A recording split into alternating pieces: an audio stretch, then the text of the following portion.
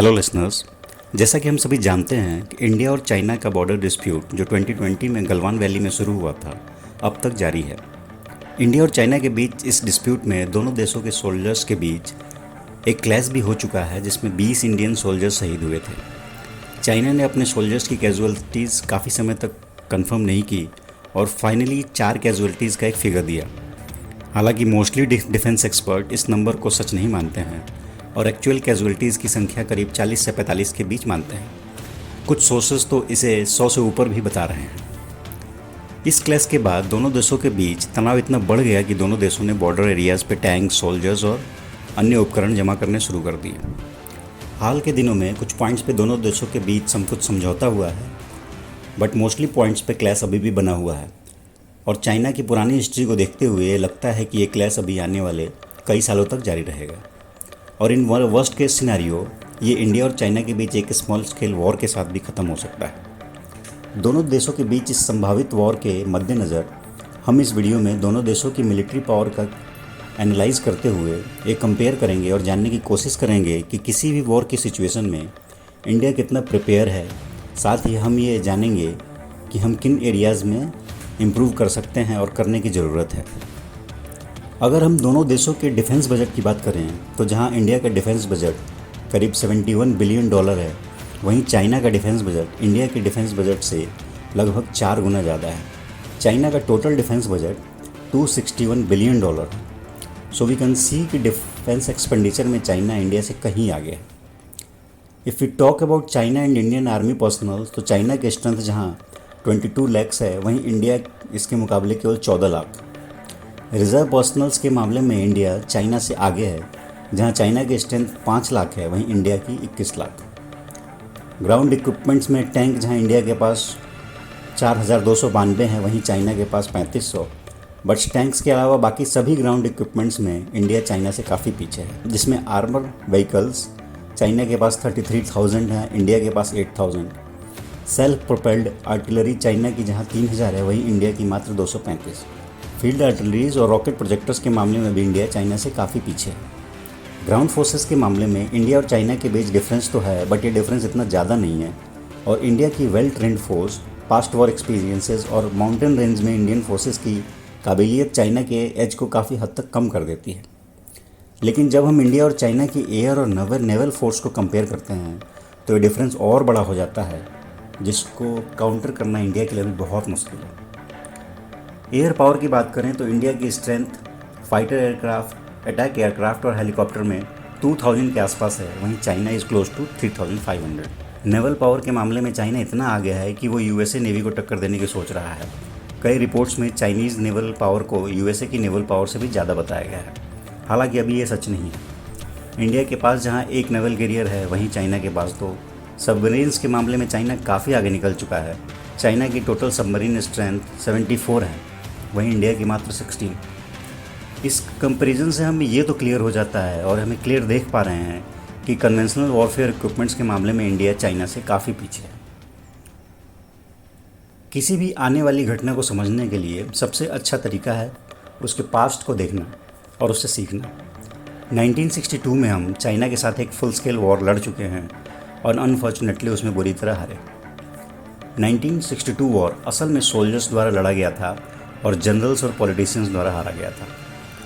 1962 war में सैनिकों की बहादुरी से लड़ने के बावजूद इंडिया ये वॉर हार गया और इसका असर सेना की मानसिक स्थिति पर वैसा ही पड़ा जैसे पाकिस्तान की सेना पर 1971 वॉर के बाद पड़ा था। हालांकि 1967 में एक स्मॉल स्केल वॉर इंडिया और चाइना के बीच हुआ, जिसमें चाइना की डिफीट हुई और हमारा मोराल थोड़ा बहुत बढ़ा। लेकिन ये श्योर है कि चाइना इंडिया की टेरिटरी में धीरे धीरे घुसपैठ कर रहा है, इंडियन पेट्रोलिंग को रोक रहा है और बॉर्डर पे आउटपोस्ट्स, ब्रिज और रोड्स जैसे इंफ्रास्ट्रक्चर खड़ा कर रहा है। यूपीए 2 के दौरान चाइना ने ईस्टर्न लद्दाख में कुछ हिस्सों पर कब्जा कर लिया है, बट गवर्नमेंट इस पर चुपचाप बैठी है।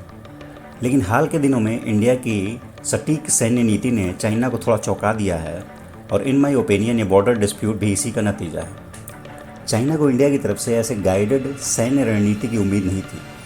वैसे भी चाइनीज़ मिलिट्री स्ट्रेटजिस्ट सुन जू ने कहा है कि all war are based in deception, मतलब सभी वार धोखे पे डिपेंडेंट हैं कि कौन अपने दुश्मन को कितना चौंका सकता है, उसे कितना धोखा दे सकता है।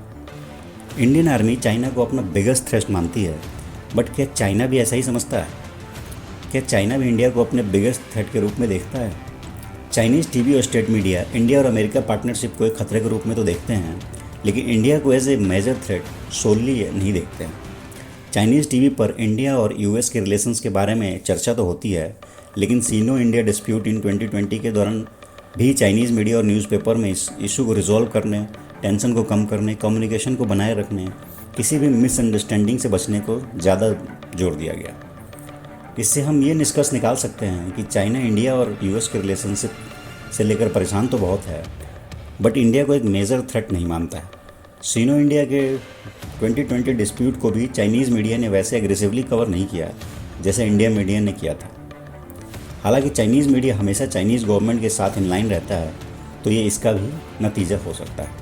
हालांकि चाइना का डिफेंस बजट इंडिया से लगभग 4 गुना है और चाइना नंबर्स में भी इंडिया से काफ़ी सुपीरियर है, लेकिन इसका मतलब ये नहीं है कि चाइना के सामने इंडिया कुछ नहीं है। इंडिया को हाई एल्टीट्यूड वॉरफेयर में एक एज हासिल है, स्पेशली इन हिमालयन रेंज।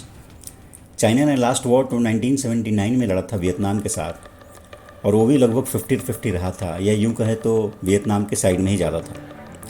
जबकि इंडिया अपने पड़ोसी पाकिस्तान के चलते हमेशा अपने टोज़ पे रहता है, और we are always in a situation of war.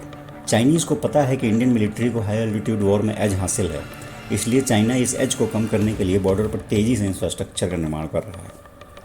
India numerically China से पीछे तो है ही, साथ में कई और समस्याएं भी हैं जो इस गैप को और धीरे धीरे बढ़ा रही हैं। सबसे पहली प्रॉब्लम है इंडिया की इकोनॉमी। चाइना की इकोनॉमी करीब $18 ट्रिलियन है, जो इंडिया से करीब 6 गुना है। इंडिया की इकोनॉमी जापान जैसे छोटे से देश से भी आधी है, जबकि जापान की पॉपुलेशन केवल 12 करोड़ है और इंडिया की पॉपुलेशन वहीं 130 करोड़। ये इकोनॉमिकल एज चाइना को अपना मिलिट्री बजट ज़्यादा रखने में मदद करता है, जिससे इंडिया और चाइना का मिलिट्री गैप धीरे धीरे बढ़ता जा रहा है। इस स्थिति में इंडिया को सबसे पहले अपनी इकोनॉमी पर ध्यान देने की ज़रूरत है। India need to grow in double digit yearly to at least catch Chinese growing economic power. दूसरी प्रॉब्लम है इंडिजनाइजेशन। इंडिया अपनी ज़रूरत का मोस्टली मिलिट्री इक्विपमेंट इंपोर्ट करता है। इंडिया इतने वेपन्स इंपोर्ट करता है कि वेपन इंपोर्टर्स की लिस्ट में यह हमेशा पहले या दूसरे नंबर पर रहता है। इंडिया इंडियनाइजेशन में बहुत ही पीछे है, जबकि चाइना के मोस्टली वेपन्स इंडियनाइज हैं। इंडिया के पास आज तक एक भी इंडियनाइज फाइटर एयरक्राफ्ट नहीं है। हालांकि अब हमने इस डायरेक्शन में काम करना शुरू कर दिया है और जल्द ही तेजस एयरक्राफ्ट इंडियन एयरफोर्स में शामिल होने जा रहा है। इंडिया की वेपन एक्सपोर्ट में दूसरे देशों पर निर्भरता इकोनॉमी पर दबाव तो डालती ही है, साथ ही किसी वॉर की सिचुएशन में चाइना अपने मैन पावर को मोबिलाइज कर इक्विपमेंट का तेज़ी से निर्माण कर सकता है, क्योंकि उसके सारे इक्विपमेंट्स, या यूँ कहें कि मोस्टली इक्विपमेंट्स चाइना में ही बनते हैं, जबकि हम उस समय दूसरे देशों पर निर्भर होंगे और वो दूसरे देश डिसाइड करेंगे कि वो हमें इक्विपमेंट दें या नहीं। तीसरी एक सबसे बड़ी प्रॉब्लम है man power problem. Financial year 2020-21 में मिलिट्री बजट का करीब 60% मैन पावर्स की सैलरीज और रिटायरमेंट पेंशन पे खर्च हुआ। सैलरीज और पेंशन्स के बाद इंडियन मिलिट्री के पास मॉडर्नाइजेशन के वेपन परचेज करने के लिए बजट ही बहुत कम बचता है। एक तो हम सारे वेपन्स बाहर से इंपोर्ट कर रहे हैं और उसमें बजट का एक क्रंच। यही रीज़न है कि राफेल एयरक्राफ्ट डील फाइनल होने में करीब करीब 1 दशक लग गया। Indian defence budget 3rd largest है बजट डिफेंस में, लेकिन it's high on personnel and low on modernisation. India का मैन पावर एक्सपेंडिचर जहां डिफेंस बजट का 60% है, वहीं यूएस का 38% और चाइना का तो मात्र 30% है, जो चाइना को मॉडर्नाइजेशन में और इन्वेस्ट करने में मदद करता है। हालांकि इंडियन मिलिट्री का अगले 3 से 4 साल में 1 लाख मैन पावर कम करने का टारगेट है, और उसके लिए अग्निपथ जैसी स्कीम को भी शुरू किया गया है, बट गवर्नमेंट ने इस स्कीम को बिना कंसेंसस बनाए जल्दीबाजी में अनाउंस कर दिया, जिससे इसका काफ़ी विरोध हो रहा है। तो ये थी इंडिया और चाइना के मिलिट्री कंपैरिजन और इंडिया की कमजोरियाँ और उसे दूर करने का कुछ उपाय। हालांकि इन सभी को दूर करना इतना आसान भी नहीं है, बट करंट गवर्नमेंट ने इस डायरेक्शन में काम शुरू किया है और उम्मीद है कि हम जल्द ही कुछ नतीजे देखने को मिलेंगे। इंडिया को चाइना के सामने असर्टिव होने की ज़रूरत है और हमेशा आग उगलने वाले चाइना के सामने शतुर्मुर्ग की तरह सर ज़मीन में रखने वाले एटीट्यूड से बाहर आना होगा।